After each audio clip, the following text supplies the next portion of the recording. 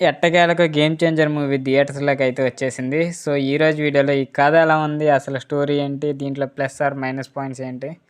దాదాపు 500,00,00,000 budget, Shankar direction. ఈ cinema వల్ల భారీ హైప్ పెరిగిపోయింది. సో, అలాంటి హోప్స్‌తో వచ్చిన 'గేమ్ చేంజర్' మూవీ ఎలా ఉందో ఇప్పుడు తెలుసుకుందాం. సో, ఎవరైతే మన ఛానల్ కొత్తవారు చూస్తున్నారో మూవీ రివ్యూస్ కోసం మన ఛానల్ తప్పకుండా సబ్స్క్రైబ్ అయితే చేసుకోండి. ఇక కథ విషయానికి వెళ్ళిపోతే రామ్ నందన్ లవర్ దీపిక కోసం ఐపీఎస్ నుంచి ఐఏఎస్ అవుతాడు. తన సొంత జిల్లాకే కలెక్టర్గా వచ్చిన రామ్ నందన్ సమాజాన్ని మార్చాలని, పేద ప్రజలకు సహాయం చేయాలని, తన జిల్లాలో అక్రమాలు జరగొద్దని కావాల్సిన అన్ని చర్యలు తీసుకుంటాడు. అదే జిల్లాలో మంత్రి మోపిదేవి అనేక అక్రమాలు చేస్తూ ఉంటాడు. అలాగే తన తండ్రి సీఎం సత్యనారాయణ చనిపోతే ఆ సీట్లో కూర్చోవాలని చూస్తుంటాడు. సో, ఈ టైంలో మోపిదేవి అక్రమాలకు రామ్ నందన్ అడ్డుపడతాడు. రామ్ నందన్ సస్పెండ్ అయ్యేలా కేసు పెడతాడు. అలా వారు నడుస్తున్న టైంలో సీఎం సత్యనారాయణ చనిపోతాడు. దీంతో మోపిదేవి ముఖ్యమంత్రి అవుతాడు. ఈ క్రమంలోనే రామ్ నందన్ దీపిక పెళ్లిపై అటాక్ చేస్తాడు. సో, అలా ఇంటర్వెల్లో బ్లాస్టింగ్ ట్విస్ట్ అయితే ఉంటుంది. ఆ మోపిదేవి అటాక్ తర్వాత ఏం జరిగింది? శ్రీకాంత్ ఎలా చనిపోయాడు? శ్రీకాంత్ చివరి కోరిక ఏంటి?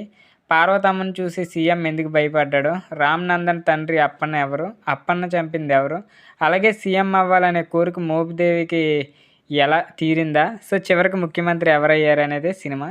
సో, ఇక ఈ సినిమా విషయానికి వచ్చేస్తే అన్‌ప్రెడిక్టబుల్ మూవీకి ముందు ట్రైలర్ ద్వారా ఈ డైలాగ్ చాలా ఫేమస్ అయిపోయింది.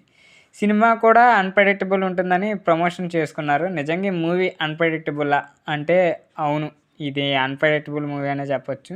సో, మెగా ఫ్యాన్స్‌కి అయితే అన్‌ప్రెడిక్టబుల్ మూవీ. ఇలాంటి అవుట్‌పుట్‌ని అసలు ఊహించుండరు.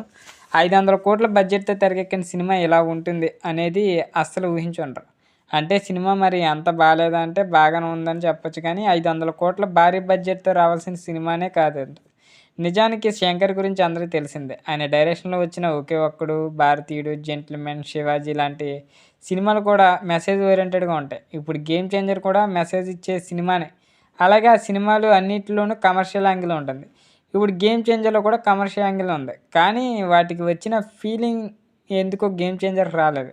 దీనికి కారణం ఫ్యాన్స్‌కి మూవీ టీమ్ క్రియేట్ చేసిన ఓవర్ ఎక్స్‌పెక్టేషన్స్ అయ్యుండొచ్చు.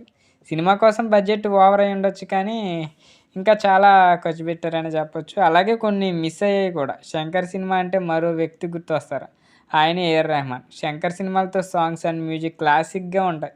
సో, కనెక్ట్ అయిపోతాయి. కానీ అది ఇప్పుడు 'గేమ్ చేంజర్'లో కనిపించలేదు. దీన్ని కవర్ చేయడానికి సాంగ్స్‌కు భారీ బడ్జెట్ పెట్టారు. అయినా పెద్దగా వర్కౌట్ అవ్వలేదనే చెప్పొచ్చు. బ్యాక్‌గ్రౌండ్ మ్యూజిక్ అయితే ఎక్కడా కూడా కనెక్ట్ అవ్వలేదు. సినిమా చూస్తే స్టార్టింగ్ అవడమే ఈలలు వేయించాడు. ఆ తర్వాత రామ్ చరణ్ పర్ఫార్మెన్స్, డ్యాన్స్ కొంతవరకు మంచి స్టోరీయే.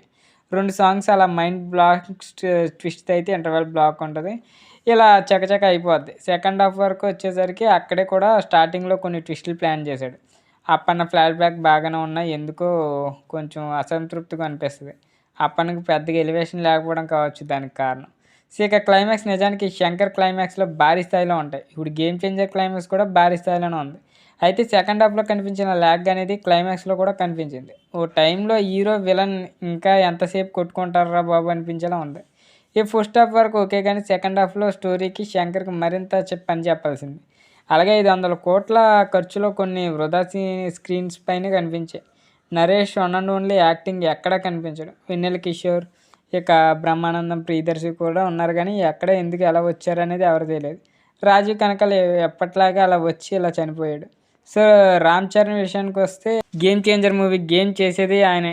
యాక్టింగ్స్, డ్యాన్స్, పర్ఫార్మెన్స్ అన్నిట్లోనూ 100కి 100% మార్కులు వేయొచ్చు.